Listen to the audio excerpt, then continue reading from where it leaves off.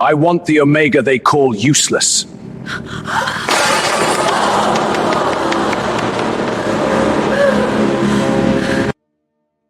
The iron chandeliers of the great hall burned low that night, their amber light pressing down over stone floors, silk gowns, and the rigid silence of a room holding its breath. 10 she-wolves stood in a ceremonial line, 10 bloodlines, 10 families, 10 mothers who had spent the past 3 weeks arranging their daughters like weapons aimed at a throne. They wore deep jewel tones, each gown selected for what it communicated, rather than what it felt like to wear. Rubies to signal old blood, emerald to announce land holdings, onyx to whisper of power that did not need to announce itself. The women themselves were polished to the edge of perfection, back straight, expressions designed to say, "I was made for this. I deserve to be here." None of them were wrong, exactly. That was the cruelest part of what was about to happen. And Alpha King Hubert Carter descended the stone steps from his throne with the kind of stillness that tends to arrive in a room before thunder does. He was broad-shouldered and dark-haired, dressed in the black ceremonial coat of the Alpha King, its structure severe at the shoulders, wolf insignia pressed into the leather at the cuffs and chest fastening. His jaw was set. His eyes were steady. He wore no unnecessary expression. He looked like what he was, a man who had spent a decade learning how to govern a room without raising his voice. The council elders sat along the left wall, stiff with expectation. Noble families had packed the upper galleries. Servants had pressed themselves to the far edges of the hall, careful not to breathe louder than necessary. This was the formal lunar selection before the winter summit. If this was the night the Alpha King was supposed to secure his future and the Pack's political stability in a single, dignified choice. Everyone in the hall believed they already knew what that choice would look like. Marilyn Wortman stood at the far edge of the hall, near the passage that connected to the scullery corridor. She held a silver tray with 6 untouched goblets of spiced wine, her sleeves rolled to the elbow from a morning that had started before sunrise. Her dress was a faded ash brown, worn soft at the seams, practical in the way that only poverty makes practical. Her hair was loosely pinned, a few dark strands falling where they wanted to, because she had not had a spare moment to do anything about them. What a bruise had darkened one wrist, where a supply crate had slipped that morning, and caught her before she could pull back in time. She had not been invited to this ceremony. She was there because someone had to carry the goblets, and she was the person who always did the things that needed doing. Keep your eyes down, she told herself. Do not shift your weight. Do not make noise. Become part of the wall. She had been practicing that particular skill for most of her life. Hubert reached the bottom of the steps. He did not pause before the first she-wolf. He did not smile at the second, or slow his pace at the third, even when she gave a perfectly rehearsed curtsy that made her gown sweep the floor like water. He walked past the 4th, the 5th, the 6th. The 7th woman's mother, seated in the gallery, gripped the arm of her chair. And the 8th, the 9th, the 10th. He had not stopped. The room did not understand what it was watching yet. Hubert kept moving. He walked past the end of the ceremonial line, past the council table, past the first row of attendants. He walked the length of the hall, his boots quiet on the stone, until he reached the far edge of the light, where the scullery passage met the shadows, where Marilyn Wortman stood with her tray and her bitten-back breath. I want the He Omega stopped. they call He raised one hand and pointed, straight at her. I want the Omega they call useless. The tray left her fingers before she could stop it. 6 goblets struck stone. The sound cracked through the silence, like a branch breaking in deep winter, and every head in the great hall of Ashmore Crown turned toward the edge of the room, toward the girl in the ash-brown dress, toward the spilled wine spreading slowly across cold grey stone. Marilyn stood with empty hands and a face that had forgotten what expression to wear. He is pointing at me. He is pointing at me. That cannot be right. But Hubert Carter did not lower his hand. He did not glance back at the 10 women in silken jewels. He did not correct himself or reach for a diplomatic retreat. He waited, with the patience of a man who had already decided. In the galleries, someone made a sound that was not quite a gasp, and not quite a word. Council Elder Damien Marsh rose half out of his seat. Kathy Bales, standing first in the ceremonial line, went very, very still. And in the far corner of the upper gallery, Trisha Drain, Queen Mother of Ashmore Crown, folded her hands in her lap, said nothing at all, and watched with the eyes of someone who had been waiting a long time for something she could not yet name. The fate of the throne, the pack, and one forgotten girl cracked wide open in that moment, and nothing in the great hall would ever be the same again. Before we go any further, take a moment. How are you feeling right now?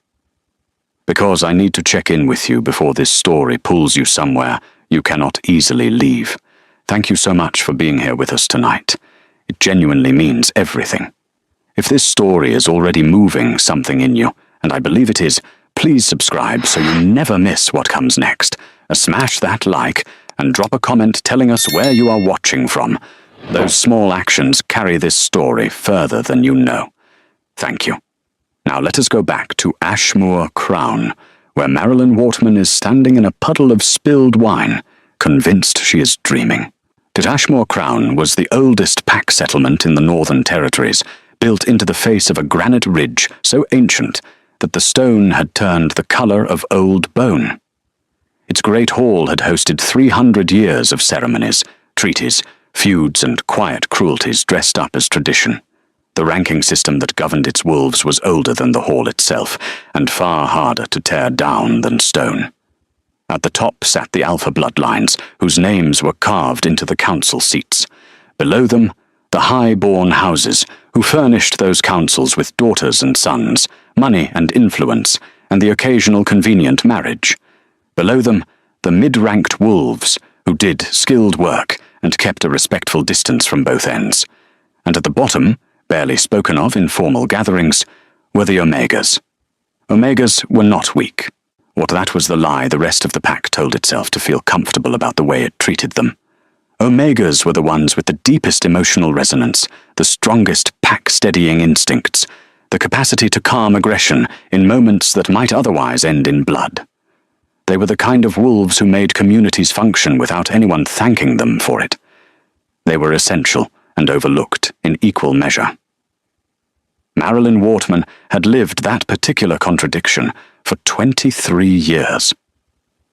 She had grown up in the outer household of the palace, the daughter of a man she barely remembered, and a mother who had died when Marilyn was 7. No family with standing had claimed her. No council had registered any concern for how she was managed. She had simply been absorbed into the lower household work by the time she was old enough to carry things without dropping them, and she had been there ever since. She was not bitter about it. Not exactly. She was simply honest with herself in the way that people who cannot afford illusions tend to be. She knew what she was in Ashmore Crown. She also knew what she was worth. The two things had never matched, and she had learned not to say that out loud. The lunar selection had been announced 3 weeks prior. The council had been pressing Hubert for 2 years to choose a mate, and the winter summit, at which every neighbouring pack sent representatives, had forced the matter into urgency. If he arrived without a lunar, it would read as weakness. If he chose poorly, it would read as instability. If he chose well, and by that the council meant obediently, it would communicate to the Northern Territories that Ashmore Crown remained exactly as it had always been, structured, bloodline loyal, and safe for those at the top of it. 10 women had been selected from the most powerful houses. The invitations were a formality. Everyone understood that declining would be an insult. For weeks, the palace had been full of their perfume and careful laughter, their mothers strategizing in the guest corridors, their fathers pulling council members aside for quiet negotiations. Marilyn had spent those 3 weeks delivering meals to the guest wings, refilling water bowls in the infirmary, and ignoring the way the visiting she-wolves looked through her as though she were a useful piece of furniture. That's fine, she had told herself. I am good at being furniture. And then Hubert Carter had pointed at her in front of the whole pack. Guards arrived at her side within moments of the tray hitting the floor. They were not rough with her, which she found almost more disorienting than the pointing had been. They guided her out of the hall through the side passage, through 2 guarded corridors, and into a private receiving chamber on the second floor that she had only ever entered to bring firewood. She stood in the middle of that room and looked at the fire already burning in the grate, and the chair someone had clearly placed there for her, and she tried very hard to organize her thoughts into something coherent. It is a game, she decided, or a test, or a punishment for something she did not know she had done. Alpha Kings did not point at Omega servants during formal ceremonies, or that was not a thing that happened. The door opened. Hubert Carter walked in alone. He was even more substantial up close, not in the way that power sometimes manufactured itself, filling a room with noise and performance. He was substantial, the way old stone walls were. Simply there, settled into their purpose, making the space around them feel smaller without any particular effort. He sat in the chair across from hers, rested his elbows on his knees, and looked at her with the same level steadiness she had seen from across the hall. "You dropped the tray," he said. "You pointed at me," she answered, before she could stop herself. Something crossed his face. It was not quite a smile, but it was adjacent to one. "Fair," he said. "Marilyn Wortman? Yes. I chose you tonight in front of the pack and the council, but that choice is not a punishment, it is not a game, and it is not going to be taken back." She searched his face for the trick of it, for the secondary meaning, the political angle, the thing she was too simple or too low-ranking to understand. She found nothing but a man who looked like he had not slept properly in a long time and had made a decision he intended to keep. He means it. That was the most frightening thing she had encountered in her 23 years. He actually means it. "Why?" she said quietly. "Because I have been watching Ashmore Crown for 10 years, he said, "and you have been holding it together for nearly as long. You just did not know anyone was watching." She said nothing to that. She did not know what the correct response was. "You will be moved to the lunar quarters beginning tonight," he continued. "You will have a guard assigned. Lessons will begin in the morning. You will be treated with the respect owed to a chosen lunar, and anyone who fails to do that will answer to me directly."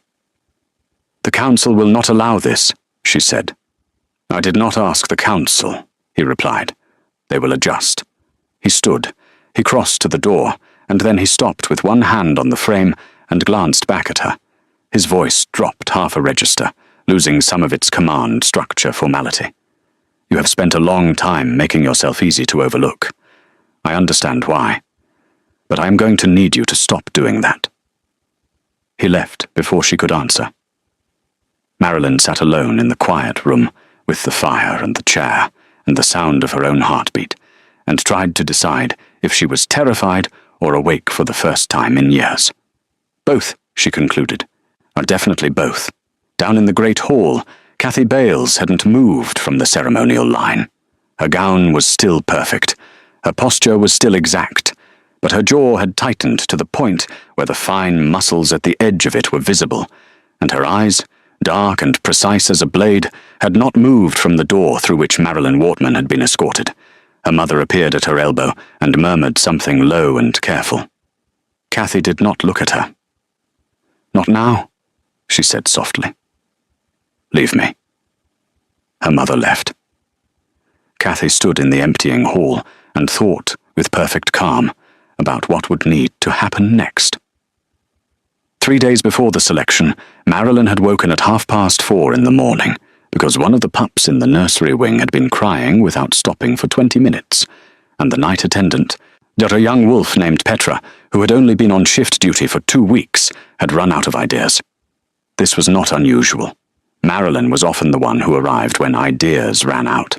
She had climbed 3 flights of stairs, still pulling her braid over her shoulder, and found the pup in question, a small boy of 4 named Corvin, sitting in the middle of his cot with his knees drawn up, his face red, his eyes wide with the particular terror of a very young shifter who had felt something move under his skin for the first time and could not make sense of it. The first pre-shift tremors. She had seen them before. She had crossed the room without hurrying, sat on the edge of his cot, and placed both her hands firmly on his small back. "It is not going to hurt you," she said. It is just part of what you are, and it knows you are too young, so it is not going to come all the way through. It is just saying hello. Corvin had looked at her with wet eyes. "Will it eat me?" he asked. "Absolutely not," she told him. "It lives inside you. It does not even have room to turn around in there properly. It is very cramped.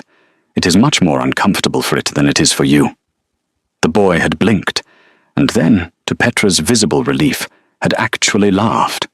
A small, surprised laugh, but still. By the time Marilyn left, he was asleep. Petra had looked at her as though she had performed minor magic. Not magic, Marilyn had thought, walking back to her room. Just attention. The morning of the selection day, she had spent 3 hours in the lower kitchens mediating a supply dispute that had nearly turned physical between the head cook and the senior provisioner over the festival wine allocations.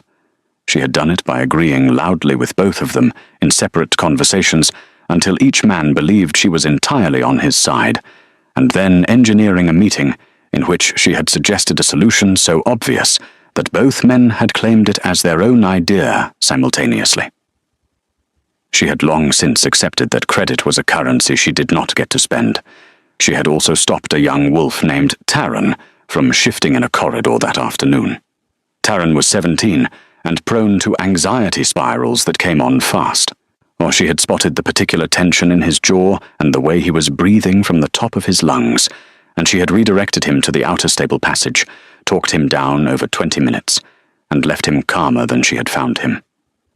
Then she had collected the tray of goblets and gone to the great hall.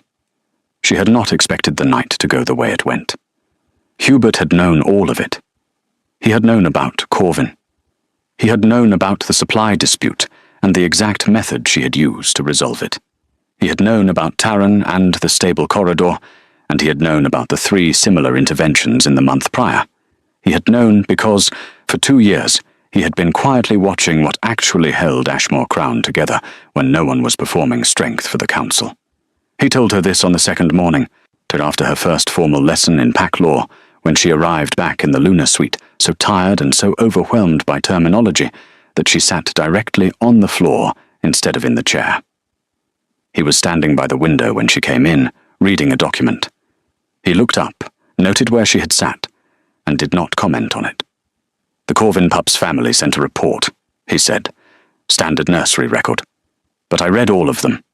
You show up in those records more than anyone on the nursery staff does." "Someone had to," she said to the floor.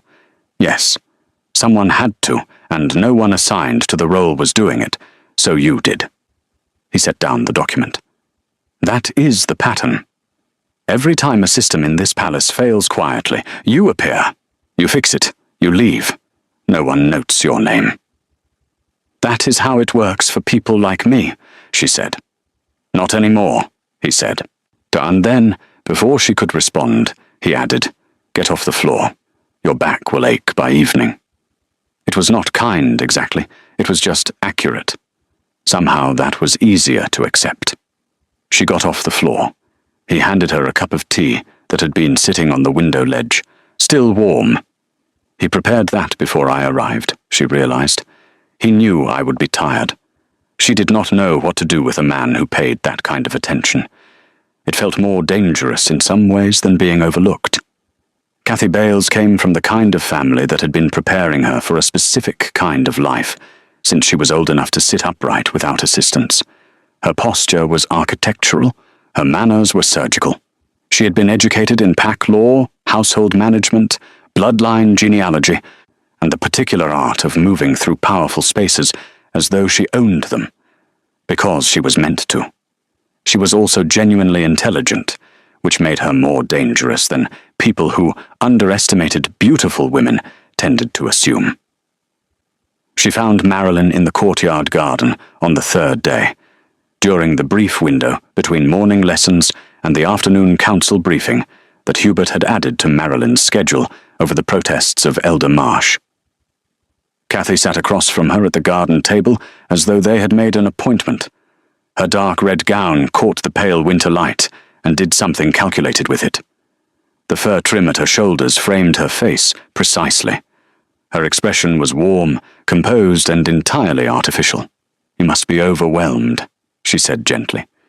Marilyn looked at her, registered the warmth, and did not trust it. "I am managing," she said. "Of course you are." Kathy folded her hands on the table. "You are very capable. Everyone in the lower household knows that. You keep things running." There was something perfectly placed in the pause that followed that sentence, just enough space to let the phrase lower household settle. "Kathy," Marilyn said, keeping her voice even, "what do you actually want to say?" The warmth in Kathy's expression sharpened slightly, then relaxed again. She seemed faintly impressed despite herself. "I want to say," she said carefully, "that Ashmore Crown has a way of correcting itself. Positions are filled by those suited for them. The pack has a long memory. Whatever is happening now, it will settle into what it should be. And the women who understand that survive it. The ones who do not," she tilted her head slightly, "tend to find the pack a very unforgiving place." She stood. She smoothed her gown. "I do hope you get some rest," she added. "You look tired." She left. Marilyn sat alone in the courtyard and thought about what exactly about the conversation had felt like a warning and what had felt like a promise. She concluded that in Kathy's particular dialect, they were the same word. She is not going to come at me openly, Marilyn thought. She is going to come at the space around me. She is going to make the space smaller until I disappear back into it on my own. The worst part was, she knew exactly how to do that. She had spent her whole life watching powerful wolves use exactly that method on people who had no defense against it. The whispers started within the week. Rosanna Veth, and a high-born matriarch whose 3 daughters had all been on the selection list, moved through the palace like a woman who had decided that the truth was an inconvenience she did not owe anyone. The version of events she distributed through the noble corridors was consistent and precise. The Alpha King had made a rash choice under political pressure. The Omega Girl had maneuvered herself into view. It would all be corrected shortly. The servants heard a different version, one that was crueler and simpler. The king had lost his sense. The Omega had bewitched him somehow, and she would be gone before the winter summit. Marilyn heard both versions from Petra, who relayed them with the desperate energy of someone who had decided she was loyal to Marilyn, whether Marilyn wanted her to be or not. "You are not going to disappear, are you?" Petra said one morning, her voice low and anxious. "Because half the lower staff has started taking bets." "On which side?" Marilyn asked. "Even split." Petra hesitated. "Which I think means that half the palace believes you might actually stay." That was, Marilyn reflected, the most cautious version of hope she had ever heard. She decided to call it a start. Hubert had begun placing her in formal settings without announcement. A seat at the secondary council table, attendance at the morning reports, a position beside him at the evening meal, which had caused the noble gallery to vibrate with suppressed scandal for the entire duration of the soup course. It also meant he noticed her across rooms in ways that had stopped feeling accidental. The way he turned toward her when something was said that was meant to make her uncomfortable, not to intervene, just to note that he had seen it and registered it. The night of the 3rd week, he walked the long corridor back from the council chamber alongside her. Their footsteps matched on the stone, and he said without preamble, "Rosanna Veth told 3 council members this morning that you approached me in the hall, that you positioned yourself there on purpose." "And," Marilyn said, "but I told them I had placed you there because I knew I would find you on the edges, doing something useful, while everyone else performed being important." She glanced at him sideways. He was watching the corridor ahead. "Was that true?" she asked. "Close enough," he said. She thought about that for the rest of the evening. Close enough. It was the most honest kind of answer, and somehow the most disarming. Trisha Drain summoned her on a Thursday morning, not through a guard or a formal note, through Petra, who appeared in Marilyn's room at 7 with wide eyes and a message delivered verbatim, The Queen Mother requests the presence of the lunar candidate in the East morning room at 9. She said to tell you that breakfast will be served and that you should not worry, which is exactly the kind of thing that makes a person worry. Marilyn spent the intervening 2 hours trying to decide how much of herself to perform and how much to simply bring. She chose to bring herself, mostly because performing anything well required energy she was not sure she had that morning. Trisha Drain was the kind of woman who had been beautiful for so long that beauty had simply become irrelevant to her. What remained was something sharper and more durable. She sat by the east window in a grey-blue morning dress, her silver hair arranged without vanity, a cup of tea in one hand, and the particular stillness of someone who had spent decades deciding exactly how much power to allow a room to see in her at any given moment. She gestured at the chair across from her without standing. Marilyn sat. She did not curtsy, or because she had already cleared the threshold and it seemed too late, and also because she forgot. Trisha noticed. Something around her eyes adjusted. Not quite a smile. "The curtsy?" she said. "I know," Marilyn said. "I apologize. I was thinking about whether to do it while I was still in the corridor, and then I was already past the door." "What were you thinking about when you were in the corridor?"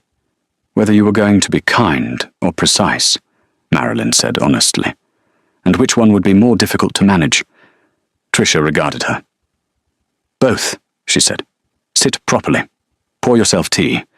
And tell me why you have not run." "Run?" Marilyn poured the tea, watching the cup rather than the Queen Mother. "From what my son has done. As most people in your position would have found a reason by now to decline quietly and return to what they knew." "I thought about it," Marilyn admitted. "On the first night. I thought, this is a trap of some kind, and the least painful exit is probably right now." "What stopped you?" Marilyn considered the question seriously. "He looked like he meant it," she said. "And in my experience, people who mean something rarely do. So it was, I suppose, interesting." Trisha asked her other things after that. About her childhood, about her father, whose name Marilyn knew, but whose face she barely recalled. About what she thought power was for, and what she thought it tended to do to people who had too much of it, and what she would do if she found herself holding more of it than she expected.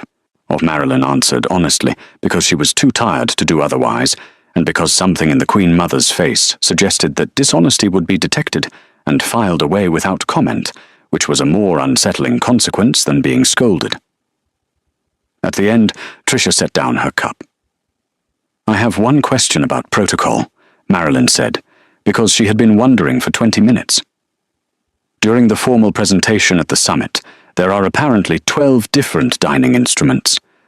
No one has told me which one belongs to which course, and I am fairly certain the distinction matters." "It matters less than you think," Trisha said. "What matters is whether you look like you already know." "And how do I look like I already know something I don't?" "Watch the person across the table. Or pick up your instrument 1/2 second after they do." Marilyn filed that away. It was, she reflected, probably the most useful thing anyone had told her since all of this started.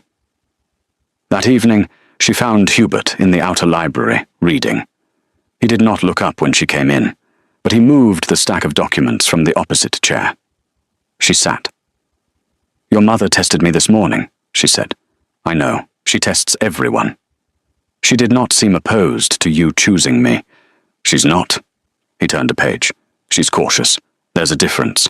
She's been cautious about every decision I've made since I took the throne. Has she been right to be?" He looked up at that. "Sometimes," he said. "Not always." He paused. "Roger, ruling this pack feels like holding a structure together that was built by people who never agreed on what the structure was for. You push on one wall and 3 others shift. That is exactly what the lower kitchens feel like during a festival supply shortage," Marilyn said. He looked at her, and this time the thing around his eyes was unmistakably a smile. "Yes," he said. "I imagine it does." Alejandro Hatchett arrived at Ashmore Crown on the 15th day with 2 things: a sealed letter from the Council's investigative committee and a kind of measured elegance that suggested he had decided exactly how much of himself to reveal before entering the room. He was not large the way Hubert was large.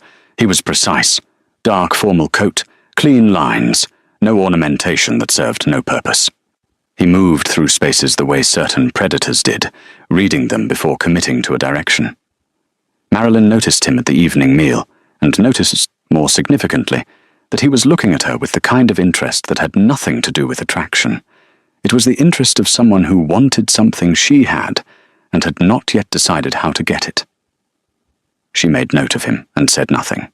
His official purpose was a routine background verification for the Luna candidate, a process the council had requested and that Hubert had permitted, because refusing would have looked like something to hide. Alejandro interviewed servants. He visited the records room. He walked through the lower household with the air of someone conducting a survey, asking mild or neutral questions that Marilyn recognized immediately as the kind that were not mild or neutral.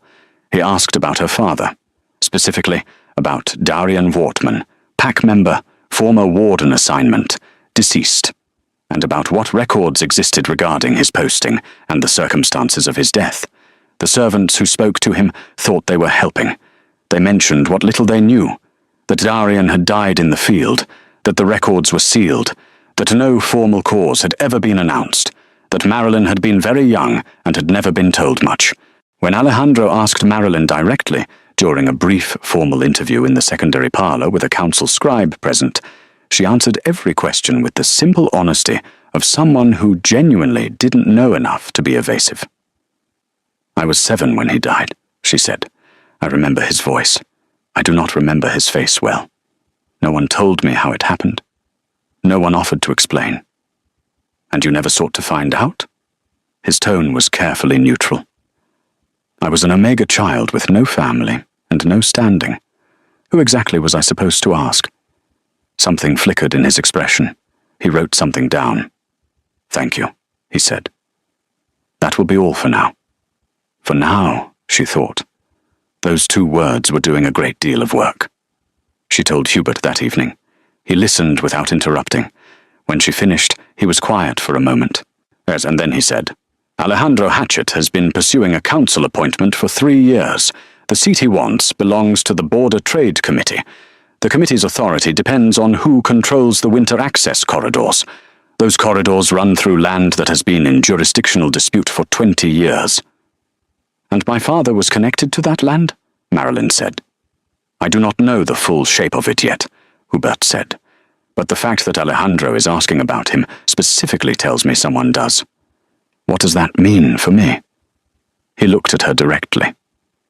"It means that what happened to your father may have been less accidental than the pack was told. And it means that someone who benefits from the current arrangement is worried that you might find that out." She sat with that for a long moment. "Oh, should I be frightened?" she asked. "Yes," he said, without softening it. "And I need you to tell me the moment anything unexpected happens. Not after. The moment. You're very direct for someone trying to be reassuring," she said. "I am not trying to reassure you," he said. "I am trying to make sure nothing happens to you. Those are different aims." She thought. He trusts me with the truth, even when it is not comfortable. She was not entirely sure what to do with that yet. But she did not hate it. 3 days later, someone broke into the lower archive room during the deep hours of the night. A night guard found the door open and a filing cabinet forced. Among the documents disturbed, a sealed folder in the name of Darian Wortman, Warden Record, Border Territory Filing, Year 9 of the Ashmore Compact. The folder was still there, but something inside it was not. A fragment of her father's personal seal, a piece of pressed wax attached to a formal declaration, was gone. The guard reported it to Hubert at dawn. Marilyn was in the archive corridor when Hubert arrived, having come down to check on a secondary record request she had submitted for her own curiosity, and found the guard and the open door instead. She was standing very still in the corridor with her back against the stone wall, and she was not shaking, which she was quite proud of, though she had been shaking a few minutes ago. Hubert came through the outer door, took in the scene, and then looked at her with the particular expression of someone who was containing their reaction with a great deal of discipline. He crossed the corridor to where she stood. He stopped close enough that she could see the fine tension at the edge of his jaw. "Are you hurt?" he said. "No. I arrived after. I only found the door." She paused. "Someone took something from my father's record. A piece of his seal. I know. Alejandro Hatchet was in this building yesterday afternoon," she said. He looked at her for a long moment. "I know that, too," he said. And then, with a quietness that had nothing controlled about it, "Go back to the suite. Do not go anywhere without the guard until I have spoken to you again." She went. But she noted the way he had said it, stripped of the formal precision he wore in council chambers, and she thought he was afraid. Not for the pack or for his throne. For me, she realized. He was afraid for me. She did not know how to carry that. She carried it anyway. The fire started at the seam between the Omega quarters and the outer records passage, in a storage alcove where old linen and dried herbs were kept. It started small. By the time the smell reached the sleeping corridor, it was not small. Marilyn was awake because she was almost always awake at that hour. She heard the first shout before any alarm, and she was out of bed and moving before she had finished processing what the sound meant. The smoke was low and fast. The lower wing of the palace was old construction, the corridors narrow, the exits fewer than they should have been. 4 families of palace staff lived in that section. 2 elderly wolves who could not move quickly. 3 children who should not have been there at all, but were, because the designated family wing had been reassigned to visiting noble guests for the selection period. Marilyn knew where everyone was. She had always known, because knowing was how she kept things from falling apart. She got the children out first, 2 trips through the thickening corridor, moving fast, carrying the smallest, pressing the other 2 ahead of her with the controlled voice of someone who was not going to let anyone slow down for the luxury of panicking. She handed them to a guard at the outer passage gate. Then she went back for Elena, the elder wolf from the east room, who could not manage the stairs without assistance. The guards arrived at the entrance when she was on the second return. They told her to stop. "Elena is still inside," she said. "We'll get her. You need to clear the—" She was already back through the door. She got Elena out through the side passage. The old wolf was coughing. Marilyn was coughing. The smoke by that point had texture, and the narrow passage had made the heat remarkable. But they came out the side door into the cold night air, and Marilyn kept Elena upright until 2 guards reached them and took the old wolf's weight. She stood in the courtyard in the winter cold, one hand braced on the outer wall, coughing, ash in her hair, her night shift damp from the heat. A frightened pup she had apparently been carrying the whole time still pressed against her side. She looked down at the child and could not quite remember when she had picked him up again. "Corvin," she noted. "Of course." He looked up at her with enormous eyes. "Oh, you said it does not eat you," he said seriously. "This was different," she managed. "Did it almost eat you?" "No," she said, though her voice was rougher than she wanted. It did not even get close. Hubert arrived in the courtyard 12 minutes after the alarm. He came from the main wing at speed, and the first thing he did was scan the assembled survivors until he found her. He crossed the courtyard. He stopped in front of her, looked at her face, the ash and the cough, and the child she was still holding, and something in him went very quiet. "You went back in twice," he said. It was not a question. "Elena cannot manage the stairs," she said. He took Corvin from her arms with a gentleness that briefly stopped her breathing. He handed the child to a guard. Then he reached out and placed one hand at the back of her neck, not holding her, just present, and checked her face for harm the way a person does when they are keeping themselves from doing something they cannot do in a courtyard full of people, she thought. He is keeping himself together right now, for the courtyard. And she understood that, and was grateful for it, and also felt the warmth of his hand like something she was not going to be able to unfeel. "Come inside," he said. The healers need to check you. The children are all accounted for. Come inside, Marilyn. She let him guide her. She was not sure she had ever let anyone guide her anywhere before without feeling like it was a concession. This did not feel like that. The morning report brought Kathy's response. She had been, apparently, among the guests who had gathered at the upper windows to watch the evacuation. By midday, a version of events had been circulating through the noble quarters.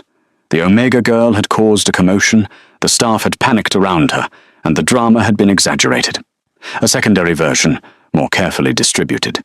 There was a question of how the fire had started, and whether it was related to the archive disturbance, and whether the palace was becoming unstable under its current management. Not under its current management, Marilyn thought when Petra relayed it, against it. But she noted something else in the courtyard report, the way two older wolves had stopped her on her way back through the outer hall, both of them servants, both of them unknown to her. One had pressed a cloth into her hand without speaking. The other had simply nodded, a slow, deliberate nod, the kind that meant something. The pack watched with contempt and with fear, but it also watched with other things. Hope, she thought, in people who had been told not to have any. She recognized it because she had felt it herself. Exactly once, when a man in the great hall had pointed at her and refused to look away. Hubert took her out of the palace on the 7th day after the fire. Not a formal ride, not an escort, just 2 horses, 2 guards a respectful distance behind, and the winter ridge that ran along the eastern edge of Ashmore Crown's territory, where the granite broke the tree line, and you could see the corridor lands stretching north in long, pale strips between the forest and the hills. It was cold and sharp and entirely quiet. Marilyn had not been outside the palace walls in 3 weeks. She had not realized what that had cost her until the open air hit her face and something in her lungs relaxed for the first time since a man had pointed at her in the great hall. They rode for a while without speaking. That was its own kind of information. But he was not filling the silence with performance. He was simply in it, the same way he occupied every room, as though he belonged wherever he was and did not need to justify it. Eventually he said, "You have been quieter since the fire." "I have been thinking," she said. "About what? About whether I am actually doing anything here, or just being kept somewhere safer while other people fight over what I mean to them." He was quiet for a moment. "You handled the Corvin situation the night before the selection," he said, "and the kitchen dispute, and Taran in the corridor. None of those were assigned to you. You simply did them because they needed doing." "Those were the things I have always done," she said. "They do not feel like strategy." "No," he said. "They feel like a character. That is harder to manufacture than strategy, and worth significantly more." She looked out over the winter ridge. The corridor lands stretched north, grey-silver and still. "Why did you really choose me?" she asked, not the answer about watching the household. The one under that. He did not answer immediately. She had begun to recognize this about him.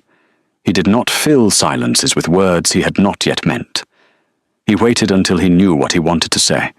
"Because you calm things without asking anyone to thank you for it," he said. "And because Ashmore Crown has been run by people who mistake noise for strength for a long time, the pack needs something steadier than that. And because," he paused, "because I have spent 10 years ruling this place, and I have never once felt the hall settle the way it did when you were in it." "I was carrying goblets," she said. "I know. It did not matter what you were carrying." She did not know how to answer that. She looked at him from the side, at the hard line of his jaw against the pale winter sky, and felt something warm and frightening opening in the center of her chest that she was not yet ready to name. "I do not know how to be wanted," she said finally, "without waiting for the part where it turns out there is a condition." "I know," he said. "You flinch when people are kind to you. You apologize before you have done anything wrong. You leave the edge of the chair by exactly the distance that lets you stand quickly if you need to." She blinked. "You noticed that?" "I notice everything about you," he said simply, without making it a declaration. I have been noticing you for a long time." The thing in her chest became considerably more difficult to breathe around. They stopped on the ridge. The horses settled. Below them, the corridor lands ran to the northern tree line, and beyond that, somewhere in the distance, was the territory her father had once been assigned to protect. Hubert was close enough that she could feel the warmth of him against the cold. She had not noticed them stopping quite close together. She suspected he had. "You are frightening," she said, "even when you are trying to be kind." Something shifted at the edge of his mouth. "That is," he said, "unfortunately my gentlest face." She laughed. It came out before she decided to let it, which was how she knew it was real. He turned toward her. The winter light was flat and clear, and it put his face in detail, the tiredness under his eyes, the stillness that was not absence of feeling, but the exact opposite. He raised one hand, and with careful, deliberate movement, pushed the loose strand of hair back from her face. His hand paused at her jaw, not holding, not demanding, simply present. She did not flinch. "I did not flinch," she thought, with a wonder that was almost funny. He was leaning toward her in the way that slow, inevitable things lean, when one of the distant guards cleared his throat with the elaborate loudness of someone doing them a favor they had not asked for. Hubert closed his eyes briefly. "Council message," the guard called. "Urgent." "Of course it is," Hubert said, under his breath, to no one. He stepped back. He took the message. He read it. And the quiet expression he had worn on the ridge was replaced by the one that governed council chambers. "We need to go back," he said. "What happened?" she asked. "Alejandro has requested a formal inquiry session before the full Elder Board. He is bringing the matter of your father's records to open council." The winter air between them shifted. And here it is, she thought. The condition. But then she looked at him, at the set of his jaw, and the way he had folded the letter with a particular deliberateness that meant he was deciding exactly what he was going to do about it. He does not look like a man who is about to let go of something. She followed him back down the ridge, the warmth where his hand had been still registered at her jaw. That, she thought, is going to be very difficult to unfeel. The Elder Board convened in the formal council chamber 3 days before the winter summit. The chamber was old and severe, its walls hung with territorial maps and the crests of every bloodline house that had ever held a seat. The air in it smelled of old wood and accumulated judgment. Marilyn sat in the witness chair with her hands in her lap and her back straight. Alejandro stood at the center of the council floor. He was dressed with immaculate precision, as though the meeting had been planned for weeks, which Marilyn suspected it had been. He laid out the case with the calm of someone who had rehearsed it until every hesitation was deliberate. Darian Wortman had been a warden assigned to the northern border corridor during a period of disputed territorial jurisdiction. During his assignment, he had prepared sealed documentation regarding the legal status of the winter access routes, documentation that had been classified at his death and never formally reviewed. Darian's daughter, currently in the position of Luna candidate, was his sole surviving heir. If that documentation contained a territorial claim tied to his warden record, it would give the Luna candidate a legal link to the disputed corridor. This would make her not merely an unsuitable mate for the Alpha King. Alejandro's tone was almost gentle about this, but a political complication with implications for every border house represented at the winter summit. The board murmured. "The simplest resolution," Alejandro concluded, "is to review the documentation, assess the claim, and remove the candidate from the palace while the matter is evaluated. This protects the summit proceedings from conflict." Elder Marsh, who had been waiting for exactly this opportunity, nodded with the urgency of a man who had been wound tight for weeks. Marilyn kept her hands still. "So that is the shape of it," she thought. "I am not a scandal. I am a legal instrument that the wrong person is holding." Hubert sat at the head of the council table. He had not spoken yet. "The candidate may respond," said Elder Varron, the oldest and most senior of the board members, his voice like gravel settling. Marilyn looked at Alejandro. "My father was a warden," she said. "He died when I was 7. I did not know his records existed until a man who was recently seen near the archive room after a break-in told me he had questions about them. I have no knowledge of any territorial claim. I have no legal counsel. And I notice that the resolution being proposed benefits exactly the houses that presented candidates at the Luna selection." Silence. "That is not an answer to the question of the claim," Alejandro said. "No," she said. "It is an observation about who is asking." The session recess broke for lunch. In the corridor outside, Rosanna Veth materialized beside Marilyn with the energy of a woman who had been waiting for the right hallway. "You should consider leaving voluntarily," Rosanna said quietly, pleasantly. "A graceful departure is still a departure with dignity. What comes next will not be." Marilyn stopped walking. She looked at Rosanna, at the calculated pleasantness, the fine coat, the jewelry that announced status in every line. "My father died protecting something from people who wanted to profit from the Pack's winter survival corridor," Marilyn said. "He did not leave voluntarily. I do not plan to either." She walked away before Rosanna could answer. She had no idea if that was true. She barely knew what she was asserting, but it had felt, for the first time in her life, exactly right. Trisha Drain was waiting for Hubert when he returned to the private chamber after the morning session. She set a folded document on the table between them. "I have had this for 6 years," she said. "I took it from the secondary records before the archive reorganization because I didn't trust the council clerk who was overseeing it. I was right not to." Hubert looked at the document, then at his mother. "Why did you wait?" he said. "Because I needed to know whether you would choose rightly when it mattered," she said, "and whether the girl would be worth protecting when the pressure arrived." A pause. "She is." He opened the document. It was a single page, in his father's record-keeping hand, signed and sealed with the Pack's Warden Authority seal. A note confirming that Darian Wortman had submitted sealed testimony to the Border Trade Committee, designating the Winter Access Corridor as shared Pack territory, not bloodline-controlled land. The note confirmed the submission had been received. There was no record of it ever being acted upon. And there was a secondary seal in the corner, the mark of the Border Trade Committee from that period. The committee chair at that time had been Alejandro Hatchett's father. Hubert looked at the document for a long time. Then he folded it carefully, put it in his coat, and went to find Marilyn.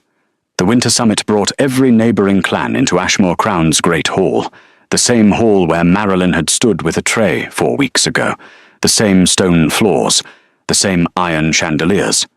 But this time, the space was pressed full of wolves from 6 different territories, their representatives seated in tiered rows, their eyes moving between the Alpha King and the Omega girl at his left, working out what exactly they were looking at.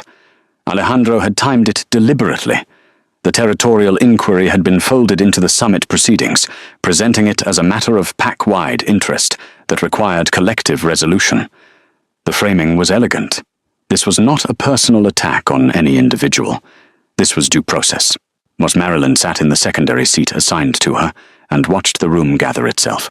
Kathy had positioned herself in the gallery with the visiting representatives from 2 neighboring clans, both of whose bloodlines had long-standing economic ties to the border corridor. She was not visible as a player in the proceeding. She was visible as a solution, composed, high-born, available. Rosanna and her daughters occupied a corner of the hall floor with the strategic cohesion of a military unit. Elder Marsh opened the formal session. The case was presented again, but this time before the full summit. Alejandro walked the assembled representatives through the history of the corridor dispute, the sealed documentation, the legal implications, and the threat that unresolved territorial ambiguities posed to the peace of the summit proceedings.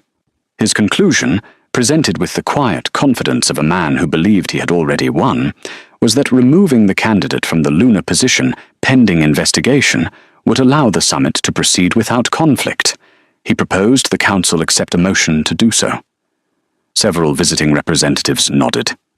Hubert had not spoken yet. He sat at the head of the central table with the stillness that frightened people more than shouting did. Then Marilyn stood. It was not planned. No one had told her to do it.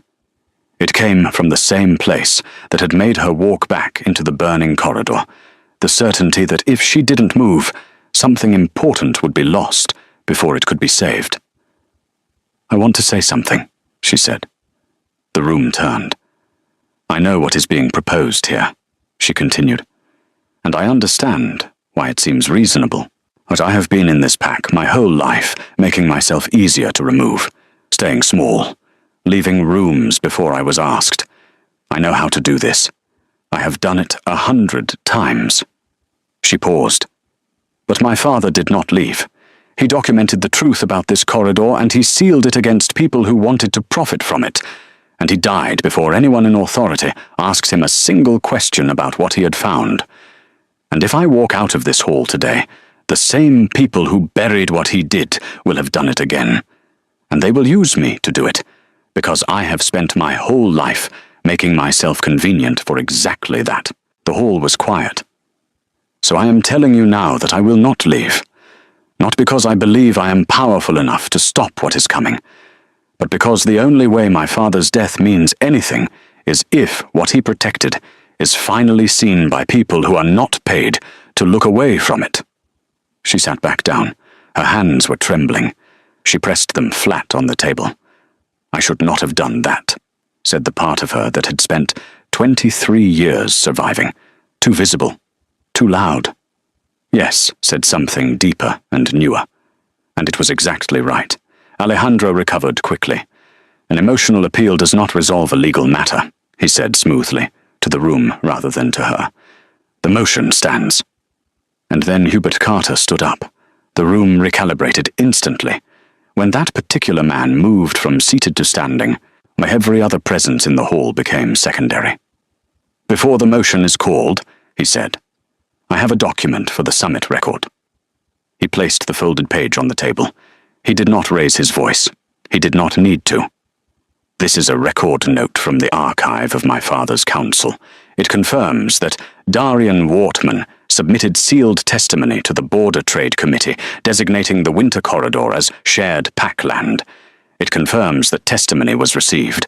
It confirms that it was never acted upon. The committee chair who received and suppressed that testimony was Marcos Hatchet." A beat. Alejandro Hatchet's father. The hall shifted. Not with noise, with the particular physical reorganization of a room in which the power has moved. "The motion before this summit is not about protecting the proceedings from conflict," Hubert continued. "It is about repeating the same burial that was performed 30 years ago.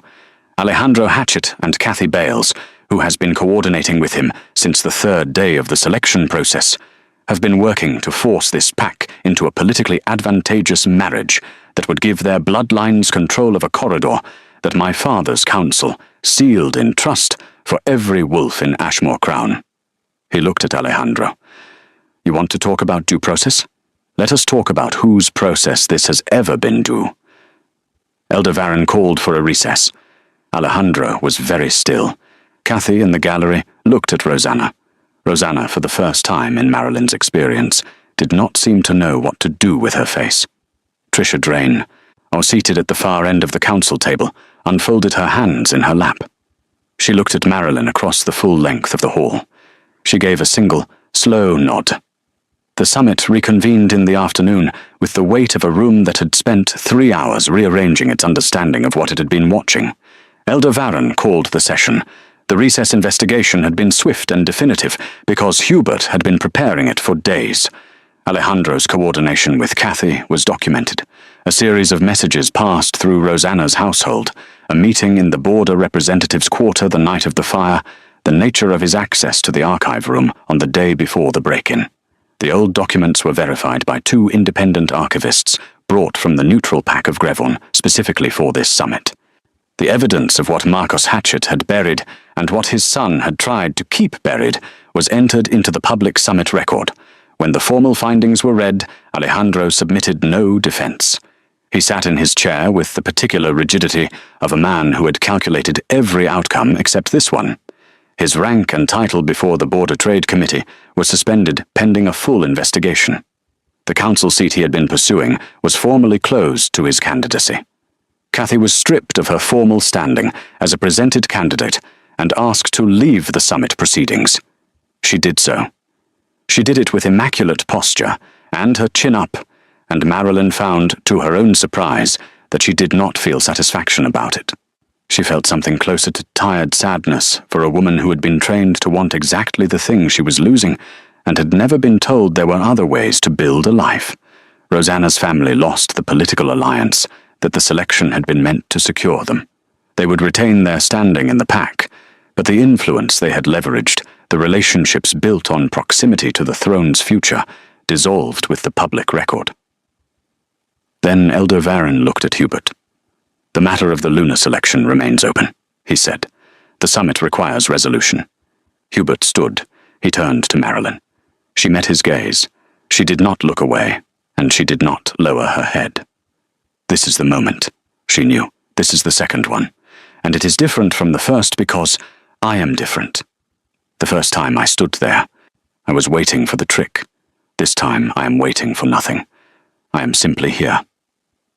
Marilyn Wortman, Hubert said, in the formal declaration voice that carried to every corner of the hall. I named you my chosen Luna 4 weeks ago in this hall. Everything that has happened since has confirmed what I believed when I made that choice. I am naming you again, publicly, before every representative gathered at this summit. Not as a compromise, not as a demonstration, as my equal and my chosen. He walked to her. He extended his hand. She looked at it. She looked at him. She thought of every room she had left before being asked to go, every word she had swallowed, every inch of herself she had trimmed and flattened and made convenient for the comfort of people who gave her nothing in return. She took his hand. She stood. The hall was quiet. Then, from somewhere in the middle ranks of the assembly, a wolf clapped once, then again. Then a second wolf joined, then 5. Then the sound became continuous and broad, and not polite at all, but genuine, the kind of sound a room makes when it has been waiting to say something, and finally has permission. Trisha Drain walked to the front of the hall. She was carrying a small object, a simple silver band, the formal lunar emblem of Ashmore Crown, plain and old, and almost severe in its lack of ornamentation. She stopped in front of Marilyn. Marilyn, for once, did not step back. Trisha placed the band at Marilyn's wrist. Her hands were steady and precise. Her face was composed. And then she said, quietly enough that only Marilyn and Hubert could hear, "This pack has mistaken noise for strength for too long. Welcome."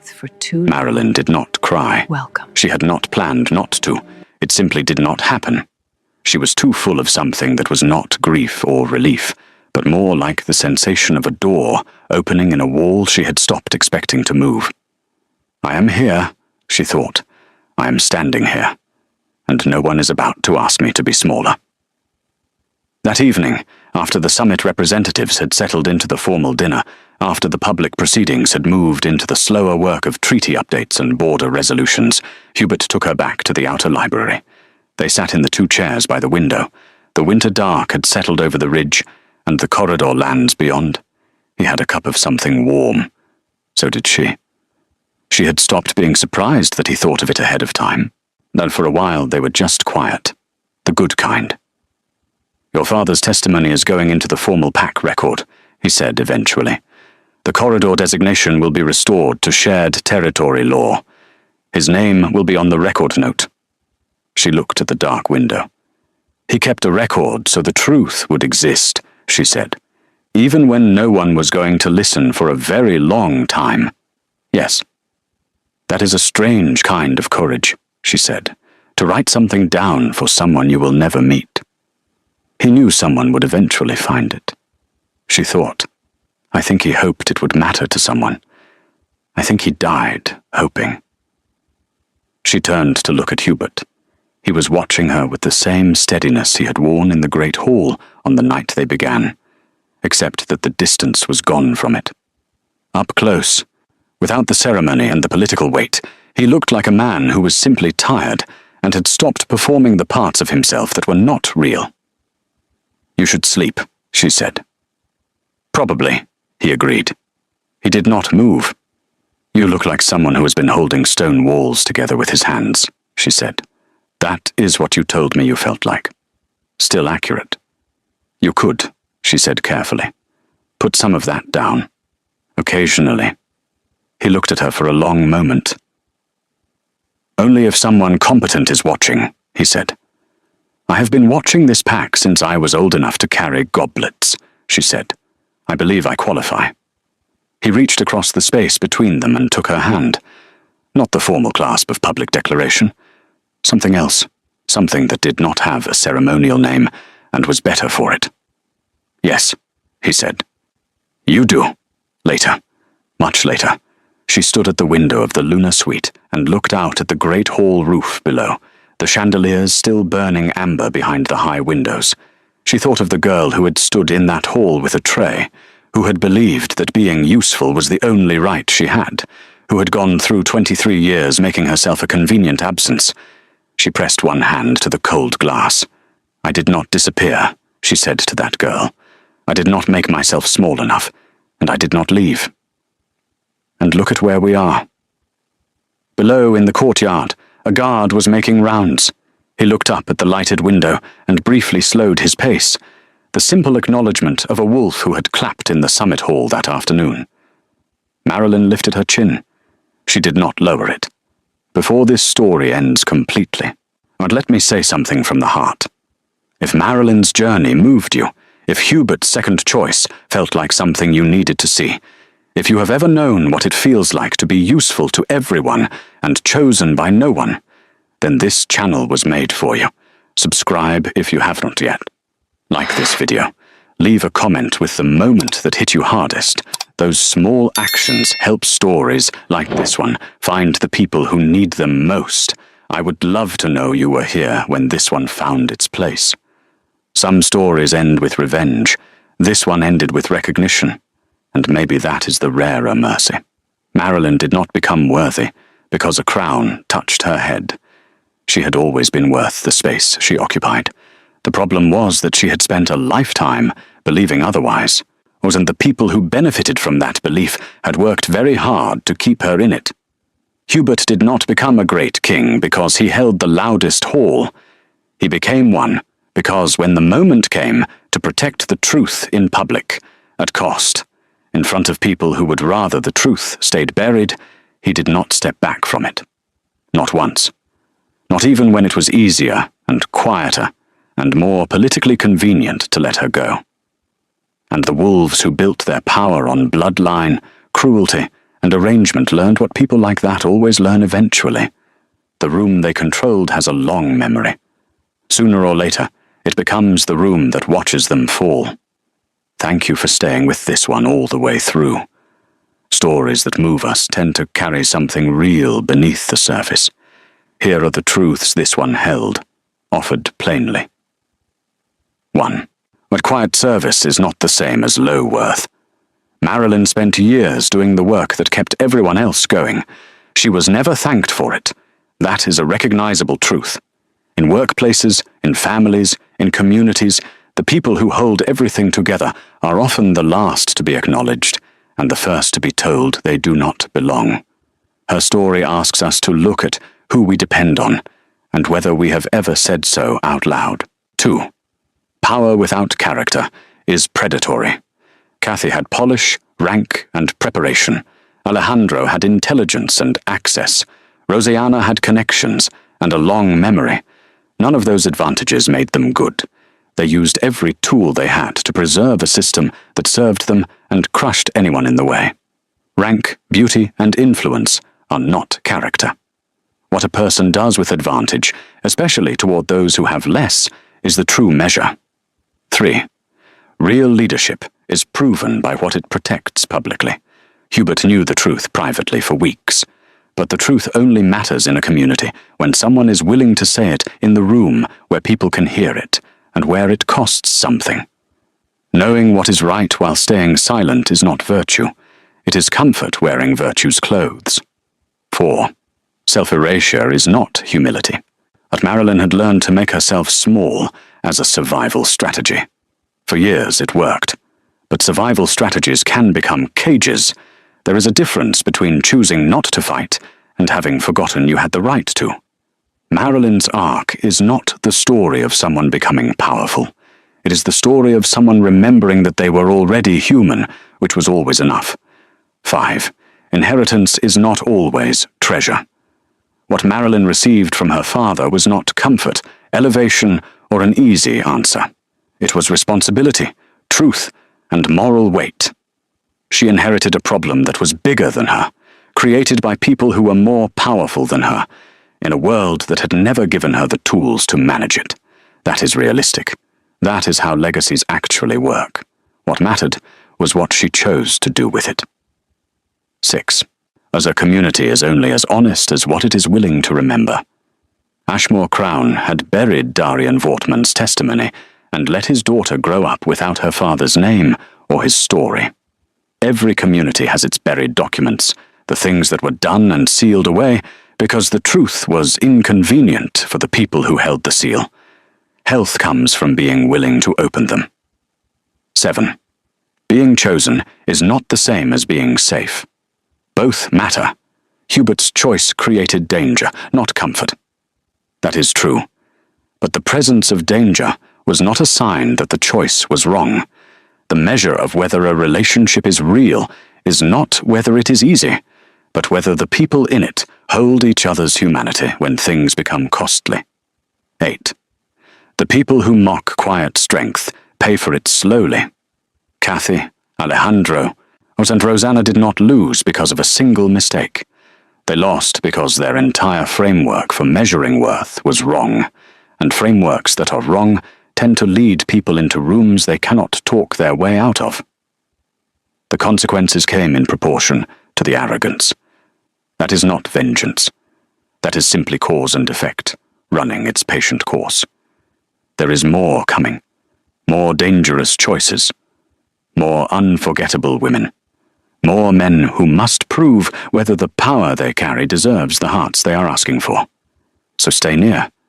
Until the next story, take care of your heart, guard your peace, and never mistake quiet strength for weakness. Thank you for watching.